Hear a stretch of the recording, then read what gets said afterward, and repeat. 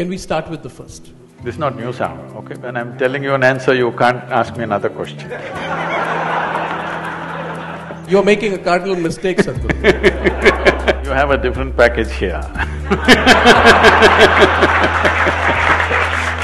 So it's okay to have fear, it's okay to be insecure. These are the four things, Sadhguru, that we are told to get rid of. Who is your guru? Whose? Why should I reveal? If I give you tools for transformation, the only thing is to learn to use the tools, that's all.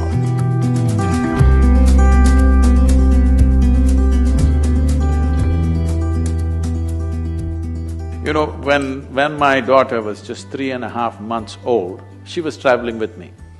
One hand on her and my right leg is always full down, and I drove across the country and she grew up like this with me till she's 5, till she went to school. Every day we are in a different home, staying with all kinds of people, everybody wants to teach her something.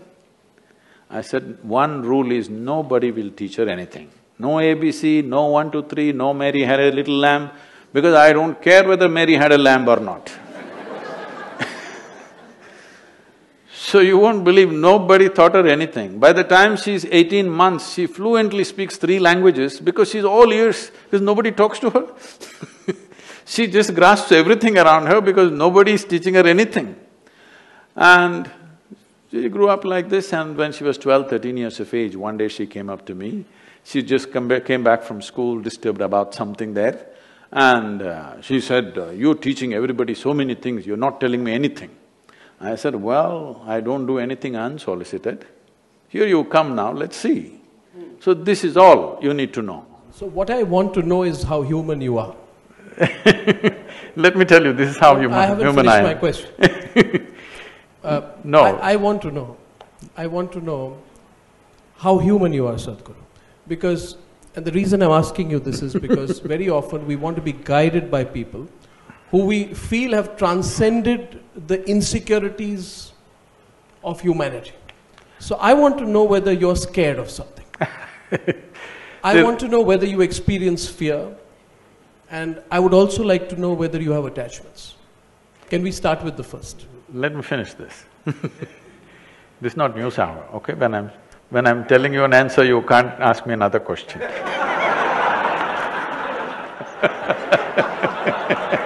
I'll get back.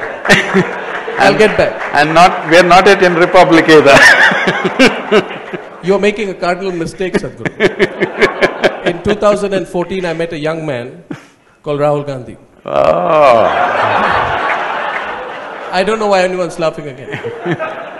He too interrupted me like you did. I got back later. Please continue. But you'll have to answer my question later. Please go ahead. You have a different package here.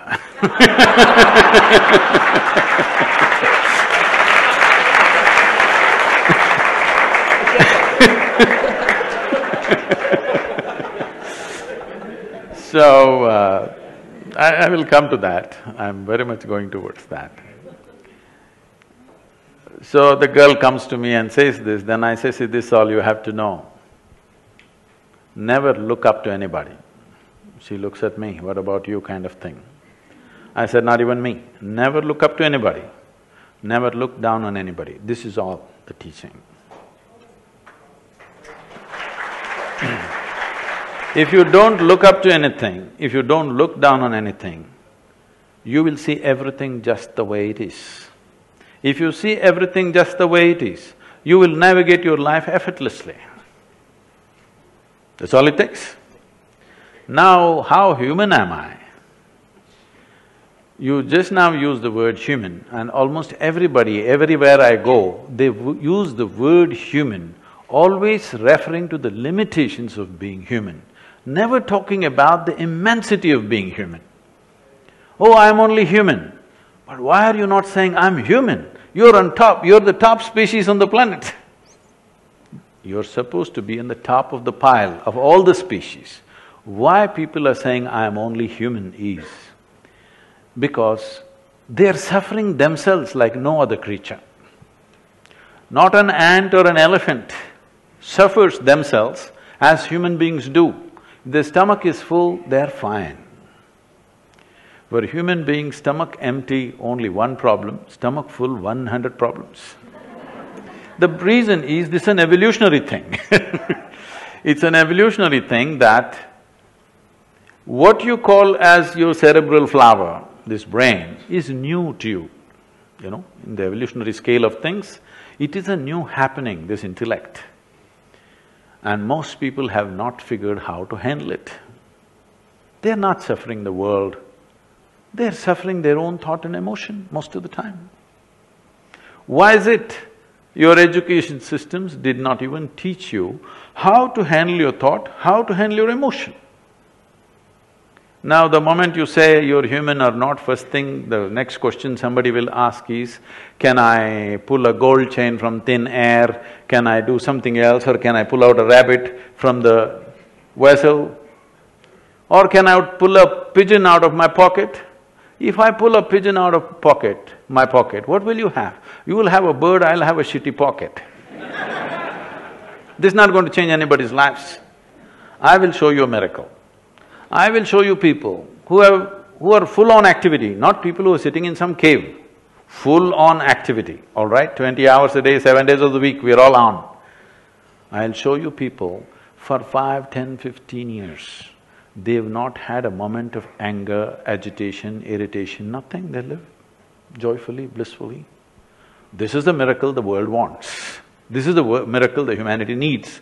If this happens to you, you will not refer to human as a limitation. You will talk about human as a huge possibility. My question was about whether you need to transcend a few things. I personally think it's all right. It's good to feel fear, it's good to have insecurities, it's good to be attached. But what we are constantly told is to be guilty about fear, to be worried about expressing or being open about… That's multiplying the problem. Now you have fear, now you have guilt. Sadhguru, I listen to you. I still watch News Hour, so what can I do?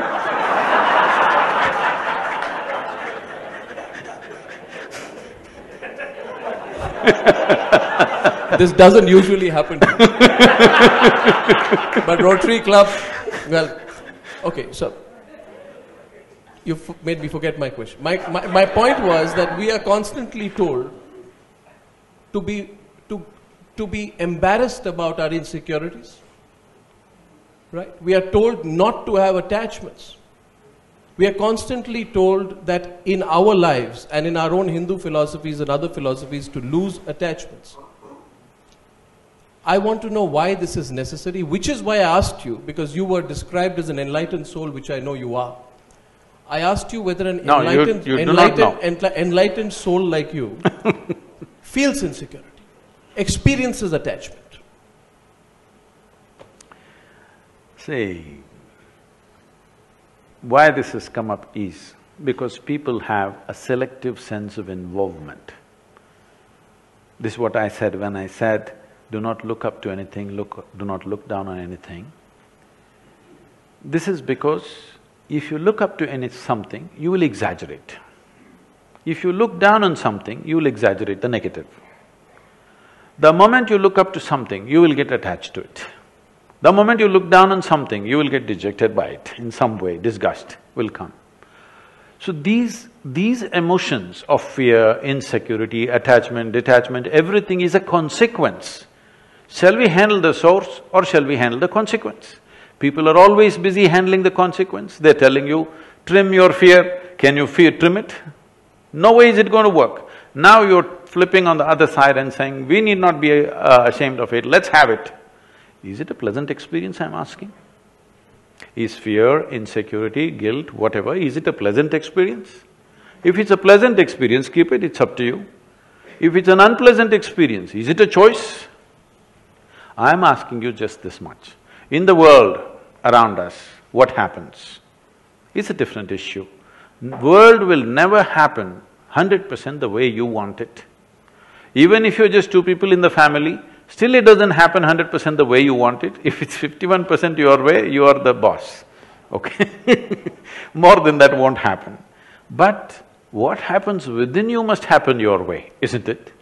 If what happens within you happened your way, would you keep this blissful or would you keep this fearful or miserable or whatever? You wouldn't do that to yourself, isn't it?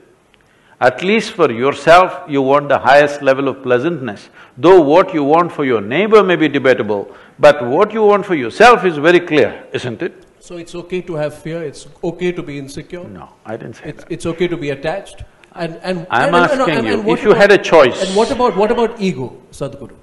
Fear, insecurity, attachment and ego. These are the four things, Sadhguru, that we are told to get rid of. Over a period of time, we are told that as you grow older and you learn more in life, you must learn to give away all four. Pardon me? Who is your guru? Who's? Why should I reveal? No, but this is a fact. This is what we are told. Is it necessarily the truth? Let's go one at a time. The ego. Everybody is talking about this. Right now, in any human being for that matter, if they do something wonderful, they'll say, I did it. If they do something nasty, it was my ego. So, Mr. Ego is a fall guy. Whenever you turn nasty, he's always there. But when you do good things, it's of course you, isn't it? I'm saying, let's become straight with life. That sometimes you're wonderful, sometimes you're nasty, sometimes you're joyful, sometimes you're miserable. This is your reality right now. You don't need a fall guy. This much sincerity we must bring into our lives, that what happens from within me is me and nobody else but me. If you come to this much, now if you see you're fearful or you're miserable or you're frustrated or you're depressed, if you see it's all because of me, would you not want to change it? Would you not want to change it? 100%. Now, I want to change it, how? Now you're asking for tools. That is why I'm here just giving you tools for transformation. Because tools are important in human life. As human beings, we are dominating the planet only because of our ability to use tools. Otherwise, probably a colony of ants or a pack of dogs could dominate human species. But we can use tools. The power of tools is such. Right now, if I ask you to unscrew a little screw in this furniture, you may lose all your nails, it'll not come out. You may lose some of your teeth, it'll not come out. If I give you a little screwdriver, it'll come out. So similarly, to handle the inner dimensions, there are tools. These tools, this is the USP of this country, which is all messed up right now, that people have not presented it properly. If I give you tools for transformation, the only thing is to learn to use the tools, that's all. You don't have to believe any philosophy, you don't have to adhere to any ideology, you don't have to look heavenward because you don't know in which direction it is. People are looking up. After all, you're sitting on a round planet and the damn thing is spinning all the time. If you look up, you're inevitably looking up in the wrong direction.